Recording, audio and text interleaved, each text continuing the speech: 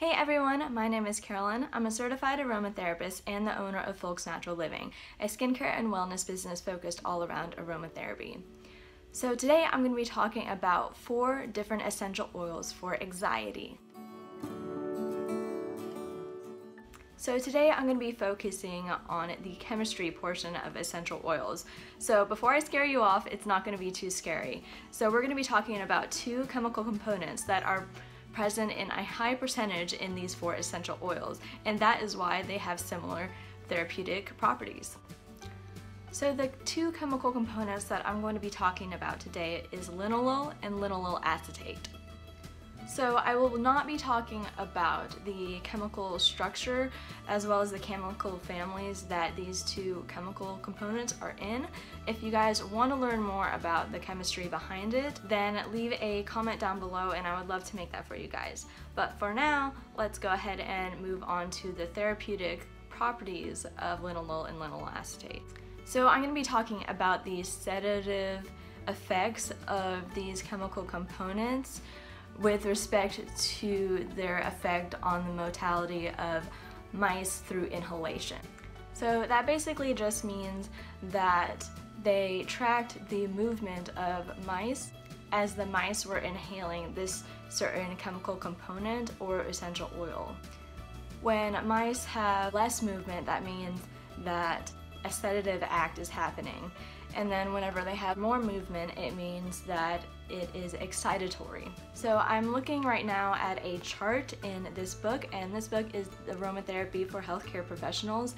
And this is a great book for anybody who wants to learn more about essential oils, especially those who are certified aromatherapists, as well as people who are in the health profession, such as nurses and doctors, who would like to use essential oils on their patients in a safe manner.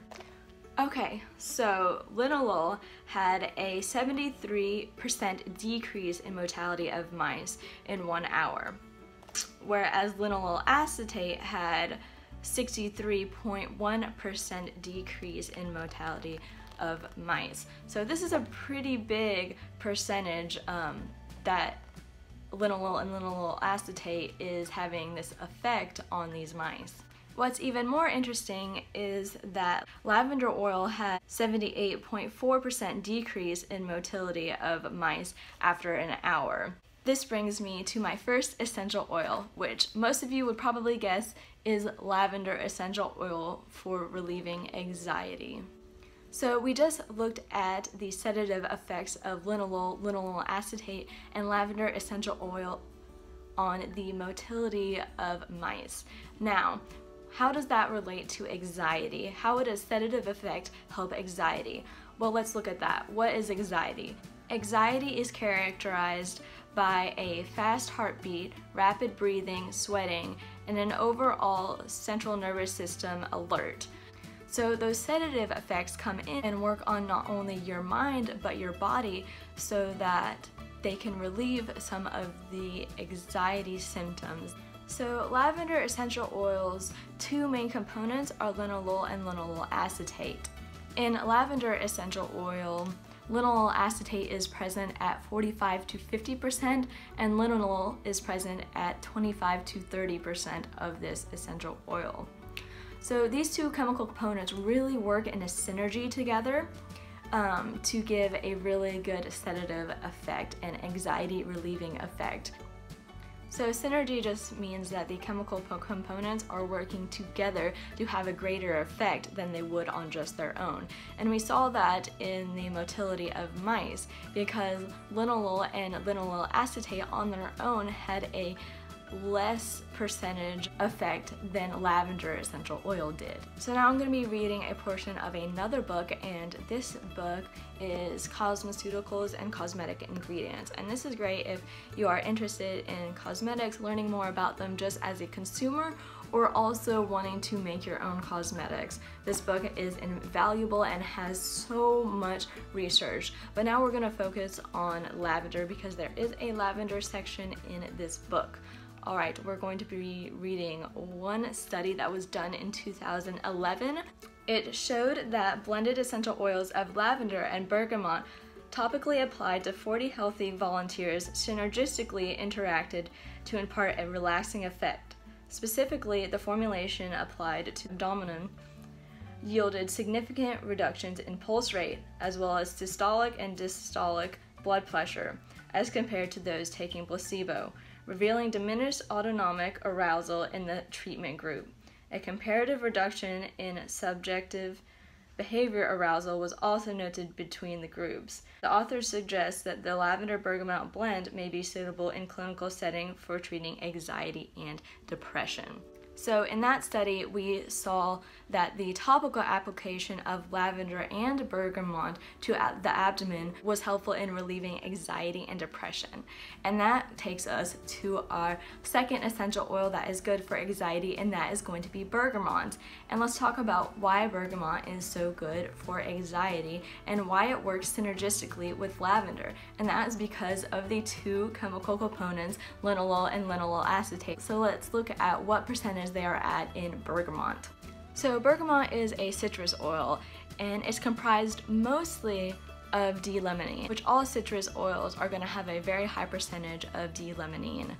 But it also has, unlike other citrus essential oils, it has a high percentage of linalool acetate, around 20 to 25%, and linalool is about 5 to 10%.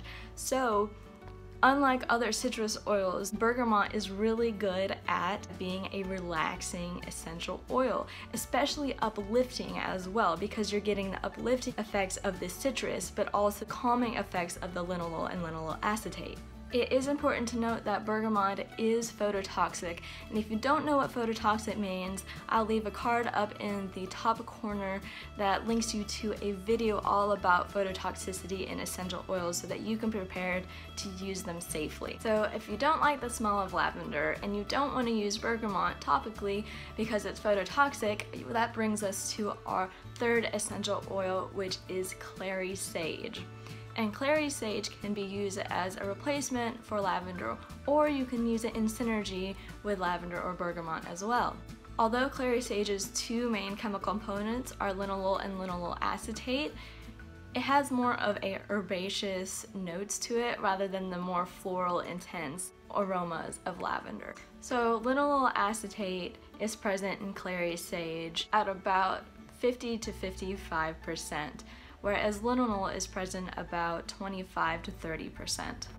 So my fourth and final essential oil for anxiety is going to be neroli. Neroli is actually the blossom of the orange tree, which you also get other essential oils like sweet orange essential oil and petitgrain from the different parts of the tree. So specifically, neroli is from the blossom of the orange tree. So if you go online, you want to order neroli and you see that it's about $100 for 50 milliliters or 100 drops, and you're thinking, no way, definitely not going to do it. I completely understand, and that's why some of these other essential oils are much cheaper, but I do want to say that neroli is extremely intense, so you could just get away with using 1 drop per an entire ounce of carrier oil, and you're going to still have a very intense aroma. So a little bit goes a very, very long way. So because neroli is from a citrus tree, it does have a fairly large amount of D-limonene, just like bergamot had a large amount, but neroli has about 15 to 20% in its chemical makeup. But the majority of its chemical makeup comes from linalool, which is about 40 to 45%. And then there's linalool acetate, which is about 5 to 10% of the essential oil. So neroli and bergamot would be a wonderful combination of essential oils to work synergistically together, because both bergamot and neroli have D-limonene, and then bergamot has a higher percentage of linalool acetate and a lower percentage of linalool, whereas neroli has a larger percent of linalool and a lower percent of linalool acetate. So they can combine and work together to have a greater therapeutic effect. And you can blend any of these essential oils together so that they can combine and work synergistically to have greater therapeutic effects. So you may be wondering why I'm giving you a range of percentages for these essential oils and their components, and that is because each essential oil and their batch is different. Chemical composition is going to be different based on a lot of factors, And I talk more about that in this video that I'll link right above here, and why it's so important to get the gas chromatography mass spectrometry or GCMS report with each essential oil that you buy, so you know the chemical composition of the oil that you are buying. And I hope that this video has given you some idea as to why the GCMS report is so important and why these chemicals are so important in affecting the therapeutic properties of essential oils. I hope you found this video helpful. Thank you guys so much for watching. If you liked this video and you liked the format of this video being more chemical based, then go ahead and give it a thumbs up. Let me know down in the comments what other videos you'd like to see, and thank you so much for watching. Have a great day.